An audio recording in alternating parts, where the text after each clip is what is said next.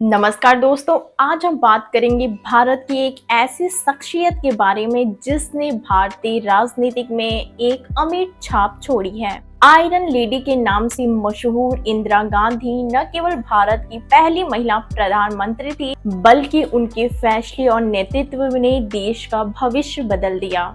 चाहे वो 1971 का ऐतिहासिक युद्ध हो, ग्रीन रिवॉल्यूशन की सफलता या देश में आपातकाल लगाने का साहसिक कदम, इंदिरा गांधी का जीवन संघर्ष, निर्णयता और साहस से भरा हुआ था। इंदिरा गांधी भारत की लौह महिला, एक नेता जिसने अपने साहस और निर्णयता से दुनिया को चौंका दिया। लेकिन 31 अक्टूबर 1984 का वो दिन जब भारत ने अपनी सबसे बड़ी नेता को खो दिया, इतिहास के पन्नों पर एक गहरे दुख और षड्यंत्र की छाप छोड़ गया। आज हम जानेंगे इंदिरा गांधी की हत्या की पूरी कहानी। इंदिरा गांधी का राजनीतिक सफर उनके पिता पंडित जवाहरलाल नेहरू के पद चिन्हों पर चलते हुए शुरू हुआ। 1966 में इंदिरा पहली बार भारत की पहली महिला प्रधानमंत्री बनी। उनका कार्यकाल कई बड़ी चुनौतियों से भरा रहा, लेकिन उन्होंने हर बार साबित किया कि वह दृढ़ और सक्षम नेता हैं। 1971 का भारत पाकिस्तान युद्ध, जो बांग्लादेश की आजादी में बदल गया, इंदिरा की सबसे बड़ी जीतों में से एक थी। उनके नेतृत्व में भारत ने न केवल सैन्य विजय पाई, बल्कि दक्षिण एशिया का नक्शा भी बदल दिया।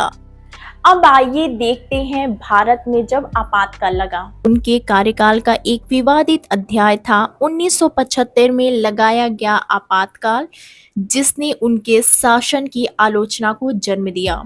लेकिन इसके बाद भी 1980 में वे फिर से एक बार प्रधानमंत्री चुनी गई। 1984 में पंजाब में बढ़ते अलगाववादी आंदोलन के कारण इंदिरा गांधी ने एक बड़ा कदम उठाया, ऑपरेशन ब्लू स्टार। इस ऑपरेशन का मकसद अमृतसर के स्वर्ण मंदिर में छिपे आतंकवादियों को खत्म करना था। लेकिन इस फैसले ने सिख समुदाय के एक बड़े वर्ग को नाराज कर दिया।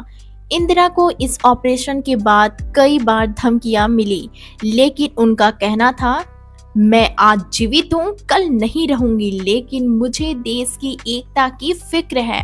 31 अक्टूबर 1984 का दिन था। इंदिरा गांधी हमेशा की तरह सुबह उठी और अपने ऑफिस जाने के लिए तैयार हुई। उन्हें मालूम था कि उनके प्राइवेट बॉडीगार्ड में से 2 सिख थे, सतवंत सिंह और बेअंत सिंह। लेकिन इंदिरा को उन पर बिल्कुल भी संदेह नहीं था।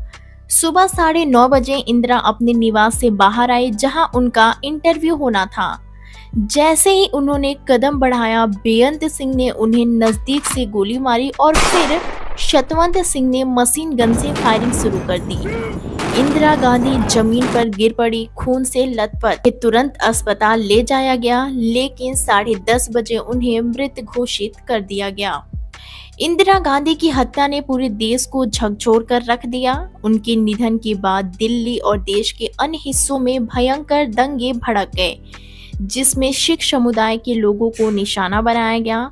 उनकी हत्या के पीछे का कारण ऑपरेशन ब्लू स्टार से नाराजगी और बदले की भावना थी, लेकिन इसने भारत के इतिहास में एक दुखद अध्याय को जोड़ दिया। इंदिरा गांधी का निधन न केवल एक व्यक्ति की हत्या थी, बल्कि उस विचारधारा की भी जिसने एकता और अखंडता के लिए हर कदम उठाया। इंदिरा गांधी का जीवन और मृत्यु हमें सिखाता है कि एक सशक्त नेता होना आसान नहीं होता। उन्होंने न केवल राजनीतिक विरोधियों से ही लड़ाई लड़ी, बल्कि अपने सिद्धांतों और देश की एकता के लिए भी संघर्ष किए। उनकी हत्या एक त्रासदी थी, लेकिन उनकी विरासत आज भी हमें प्रेरित करती है।